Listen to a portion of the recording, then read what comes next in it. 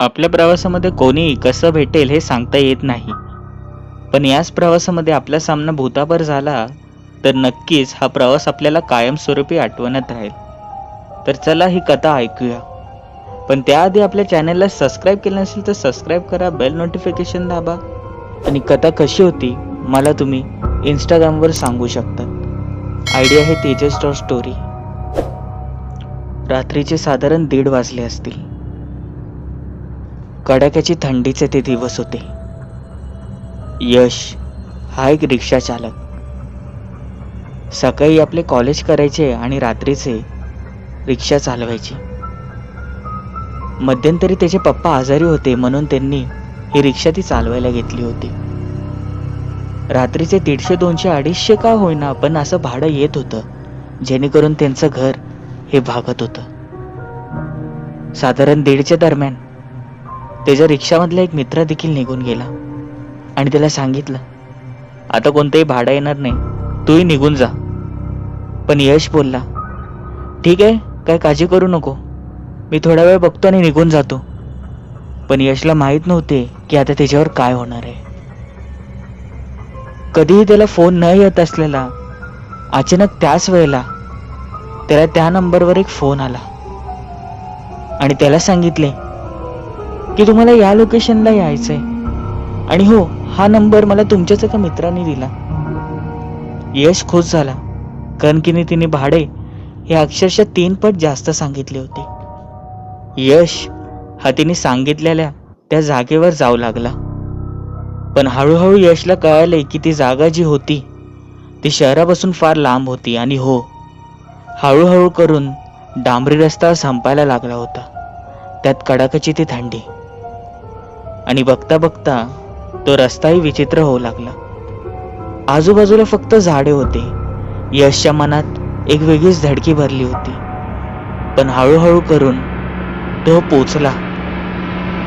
त्या जागेवर पोचताच त्याला भीती वाटली, कारण की तो जिथे त्या मुलीला पिकअप करणार होता ते अक्षरशः एक मोठे पडीक जमीन होती, जिथे कदाचित कोण रात्रीचा चुकूनही फिरकत नसावे. यशला धडकी भरली आणि ज्या वेळेला तो फोन लावणार त्याच वेळेला यशच्या खांद्यावर एक हात पडला आणि आवाज आला, हो, मीच फोन केलेला तुम्हाला. यशला समाधान वाटले की चला, कोणी मस्ती नाही केली आपली. आणि ती मुलगी बोलली, बरं मी आता मागे बसते. यश बोलला, ठीक आहे, बसा, हरकत नाही. ती मुलगी मागे ही जाऊन बसली. पण अचानक त्याच क्षणी रिक्षा ही बंद झाली. आता करायचे तरी काय, म्हणून यशने मागे जाऊन रिक्षाचे काही छोटेसे काम केले आणि पुन्हा रिक्षा घेऊन हा तो प्रवास सुरू केला. पण यशच्या मनात प्रश्न होता की एवढ्या रात्रीची ही सुंदर मुलगी ही अशी इथे आणि का? यश तसंच रिक्षा चालवत होता, पण त्याने मनात न राहावा तो प्रश्न विचारलास, बर तुम्ही एवढ्या रात्रीचे आणि इथून का जातायत? पण मागून कोणताच प्रतिसाद आला नाही. यशला राग आला, पण तो काही करू शकणार नव्हता. पण क्षणभरातच यशने पुन्हा एकदा प्रश्न केला, बर तुम्हाला आता नक्की सांगा कुठे जायचंय? पण मागून कोणताच प्रतिसाद आला नाही. यशला चीड आली. कळत न कळत त्याने नजर आपली मागे टाकली आणि तो जोरात ओरडला,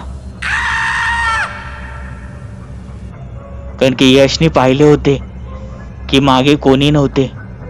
ती मागची सीट ही अक्षरशः खाली होती. यशला हा घाम फुटला आणि तो रिक्षाची वेग वाढवून हा तसाच घेऊ लागला. पण क्षणभरातच त्याच्या पुढे काहीतरी चमकत होते. यशला ते स्पष्ट दिसत नव्हते. बघता बघता ते स्पष्ट दिसू लागले आणि यशला भोवळ येऊ असे झाले, कारण की त्यांनी पाहिले की त्याच्या समोर तीच मुलगी उभी होती आणि ती त्याला हात दाखवत होती. यशला सुचत नव्हते काय करावे, पण ती रस्त्याच्या मधोमध उभी होती. म्हणून यशने तडकाफडकीने आपली ती रिक्षा थांबवली आणि रागात विचारले, काय हो, तुम्हाला जर बसायचंच नव्हतं तर का इथपर्यंत आलात? आणि यशच्या त्या रागाचं उत्तर त्या मुलीने सांगितले, अहो तुम्ही असे का बोलताय? मी तर आत्ता बसलीये, मी तर तुम्हाला आत्ता हात दाखवलाय.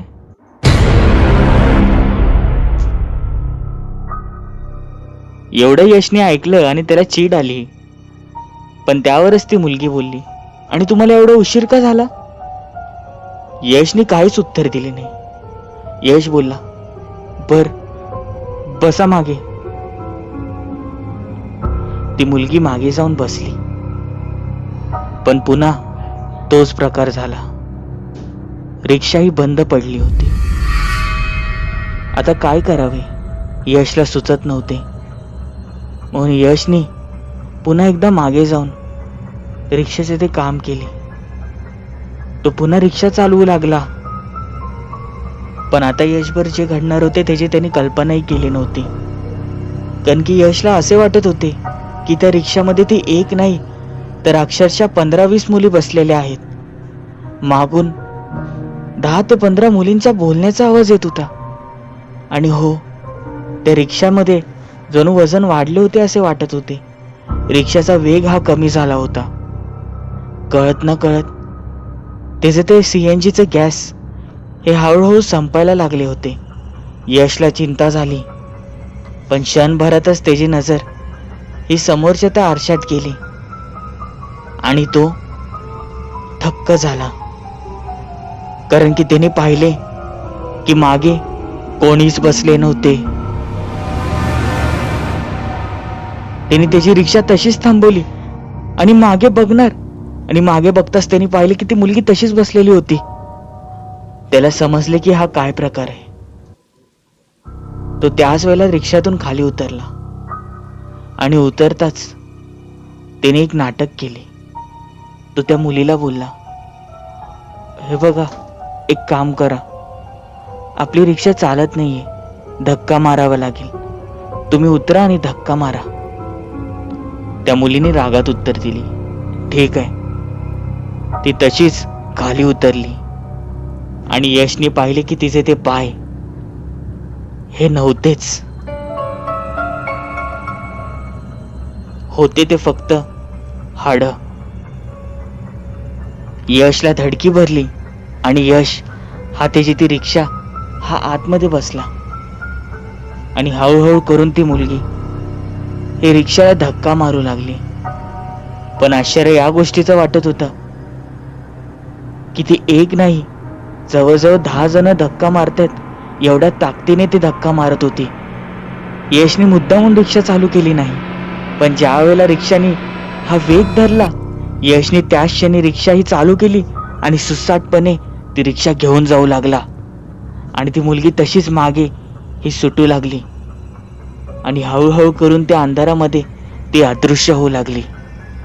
यश हा मनातल्या मनात बोलला, वाचलो बाबा.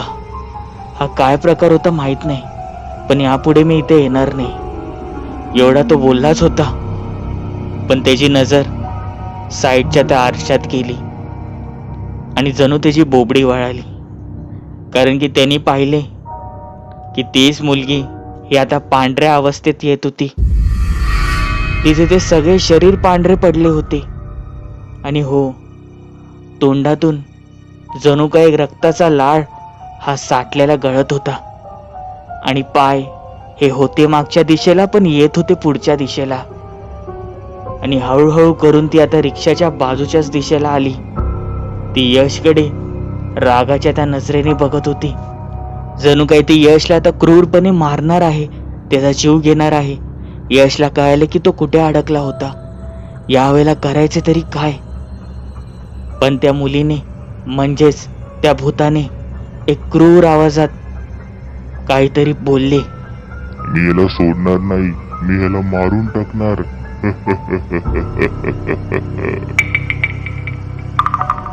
हे काय होते यशला समजत नव्हते.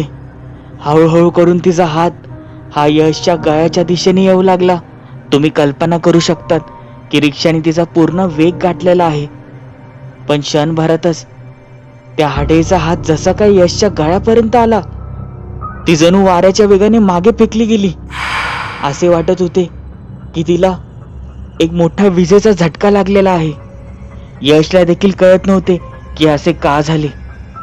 पण नंतर यशने आपल्या गळ्यात पाहिले तर त्यांनी पाहिले की त्याच्या गळ्यात एक साईबाबांचे लॉकेट होते. त्यांनीच त्याची रक्षा केली होती. मग काय, यशनी ती वेग तशीच ठेवली, पण ती हाडळ मात्र यशचाच पाठलाग करत होती. आता ती रिक्षाच्या छतावर बसली आणि रिक्षाचे ते छत फाडू लागली. बघता बघता तिची ताकद जणू कमी होऊ लागली होती. प्रत्येक 2 मिनिटांनी ती अदृश्य जरी होत असली तरी क्षणभरातच ती पुढे येत होती. पण तिने कसाबसा यशच्या खांद्यावर आणि चेहऱ्यावर वार तर केला. त्या नखांचे निशाण यशच्या चेहऱ्यावर आले, रक्त गळू लागले. पण ती पूर्ण क्षमतेने वार हे करू शकत नव्हती, कारण की साक्षात साईबाबाच हे यशच्या पाठी होते. आणि हळूहळू करून जणू तिची ताकद पूर्णपणे संपू लागली होती. ती रिक्षाचा पाठलाग करत जणू काही ती थकू लागली होती. आणि बघता बघता एक क्षण असा आला की तिने रिक्षाचा पाठलाग करणं सोडलं. त्या क्रूर नजरेने, त्या भयभीत डोळेने ती रिक्षाकडे आणि यशकडे तशीच पाहत होती. यश ही रिक्षामधनं पाहत होता की तिचे ते पूर्ण पांढरे पडलेले शरीर, तिला कसे काय यशचे ते प्राण घ्यायचे होते. आता हळूहळू करून यश तिथून सुखरूप निघून आला आणि ती हाडळ ती मागे अदृश्य झाली. क्षणभरातच यश हा त्याच्या घरी आला. त्याला काहीच समजत नव्हते.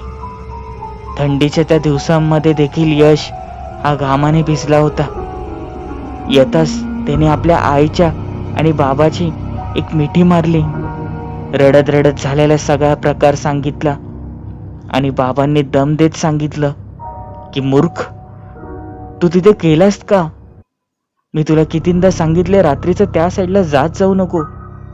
आणि बाबांनी सांगितलं की आजपासून साधारण 10 वर्ष आधी तिकडेच एक मुलगी होती. ती जणू दारूच्या अवस्थेत, नशेच्या अवस्थेत होती. रात्री तिथून जात असताना एक रिक्षा आली. ती एवढ्या वेगाने होती की तिने तिला तिथेच उडवली. आणि बघता बघता तिला हॉस्पिटलमध्ये नेस्तवर तिचा जीव गेला. ती मुलगी फार हट्टी होती. तिने मरताना एक प्रण घेतला होता की मी इथून रिक्षा काय तर कुठल्याच माणसाला रात्रीचं जिवंत जाऊन देणार नाही. आणि त्यानंतर तिथे कोणताही रिक्षावाला जात नाही, जणू तिथे रात्रीचं कोण जातच नाही. आणि असं बोलताच यश हा बेशुद्ध झाला. ही कथा कशी होती? आवडली असेल तर लाईक, आणि हो, तुमचे काही कथा अनुभव असतील तर मला इंस्टाग्रामवर सांगू शकता. आयडिया tejas.story किंवा मेल ID वर जी डिस्क्रिप्शनमध्ये तुम्हाला भेटेल. आणि फेसबुक पेजला फॉलो करायला विसरू नका. चॅनलला सबस्क्राईब करा, बेल नोटिफिकेशन नक्की दाबा. भेटूया पुढील भागांमध्ये.